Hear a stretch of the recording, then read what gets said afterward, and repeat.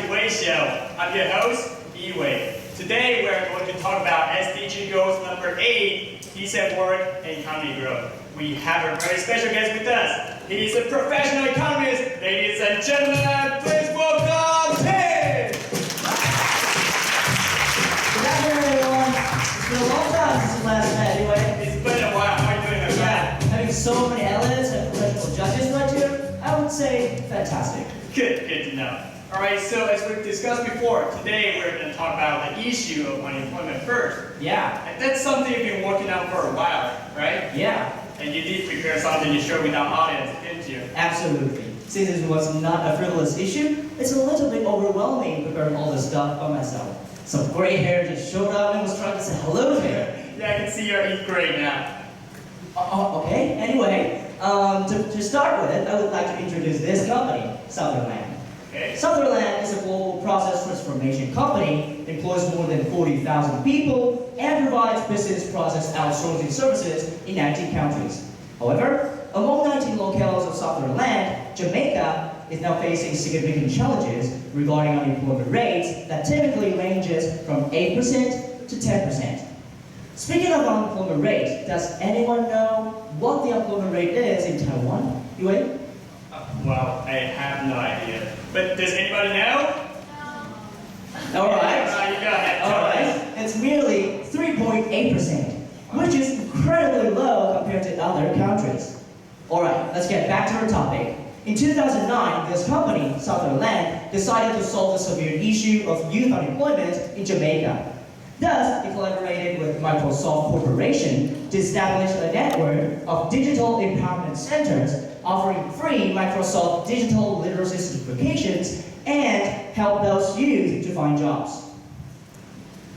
But what about the effectiveness? I mean, like, you're not going to convince us without any figures, are you? Yeah, so here's our figure. Well, not actual figures, but I mean, like, come on, like numbers. All right. According to World Bank statistics, the unemployment rate before the collaboration of Sutherland and Microsoft was 11.36%. Okay. And after 10 years introducing this program, the unemployment rate went back to the 8s in 2019, which is astounding, right? That looks helpful. But let me get this clear. So that is only focused on the youth, right?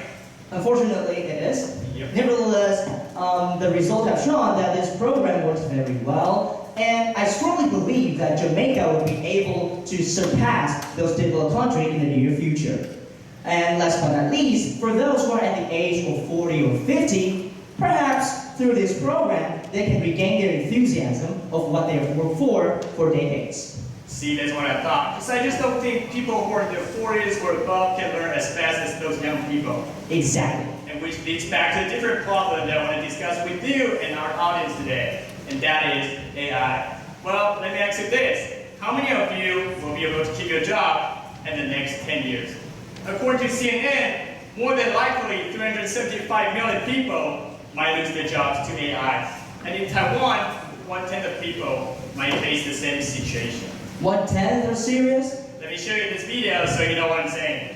Well, in 2 years, AI could be folding your laundry faster than your mommies. And in 5 years, they could be doing your homework. And in 20 years, they can just, like when you go out there and see a doctor, your doctor could be a robot. And in 40 years, they just can do anything that human being can do. So we can be replaced anytime soon. No jobs, no money, no income. That's going to be an issue. Is there anything that we can do about this? There's something called UBI. USB? Not USB, but UBI. Alright, so UBI stands for Universal Basic Income. The idea is that every adult citizen is going to receive a certain amount of money from the government. And it's totally unconditional, individual, and regular. And of course... Wait. So who's going to pay for the UBI? Good question. So there's something called value-added tax. It's a tax falls on the winner from AI. In other words, those big companies would have to pay extra taxes up to 20% of their income to their government. And that money will be used for UBI. Does that make sense? I still don't get it, because what's the differences from UBI and another social welfare? I was waiting for that. Good question. So first of all, it encourages people to find work. Many welfare programs, they take away benefits from their recipient once they find work. So a lot of people, they just don't want to go back there and find a job because they worry about losing those money from those programs. Indeed. However, you guys for all adults, so that means after you find your job, you'll keep receiving this money. Just encourage people to look for additional income here to some other welfare programs. Right. And secondly, it reduces bureaucracy because, like I said, it's unconditional, which means No paperwork? that's right, you're smart. Because, like I said, everybody can get it. There's no need to determine who's eligible for the program, so we can save lots of money from paperwork, document, and etc. And finally, just imagine if most of your financial problems were gone. You'll be a lot happier, wouldn't you? Why not? Yeah, so it does improve the mental health of recipients a lot. Let's look at this case in Finland. From 2017 to 2018, there were 2,000 people involved in this program, and they were each given $20,000 per month. The results were just like what we expected. So kids, they got better nutrition, poor people can go to school, and economy activities went up, and most importantly, nobody was getting lazier. I think this is the most crucial part. You got the point right there. And let's look at a different case in Namibia. From 2007 to 2008, crime rates and the weight rates, dropout rates, all went down phenomenally because of additional financial subsidies.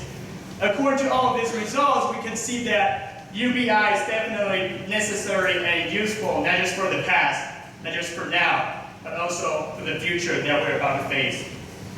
Well, AI is coming. A lot of us will lose our job. We could be replaced. No income, that's going to be a serious issue. Yeah. As for Taiwan, our homeland, I do believe we can get out of this.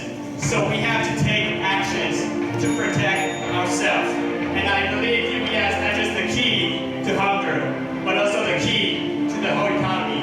In addition, the developed countries like Taiwan, their compatriot high-tech companies can also adopt the program like DEC.